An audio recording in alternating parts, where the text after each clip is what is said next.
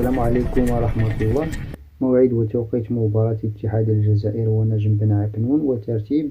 قبل ذلك من فضلكم المرجو الضغط على زر الاشتراك في القناة ولايك للفيديو وفعل الجرس، حيث من المنتظر أن تقام مباراة اتحاد الجزائر أمام ضيفه نجم بن عكنون برسم مؤجل الأسبوع الثالث والعاشر من الرابطة المحترفة يوم الخميس 30 مايو 2024 على الساعة 4 مساء بتوقيت الجزائري. المباراة يحتضنها ملعب 5 جويلية بقيادة الحكم عبد العالي إبرير، فيما القناة المحتملة الناقلة للمباراة قناة السادسة الجزائرية.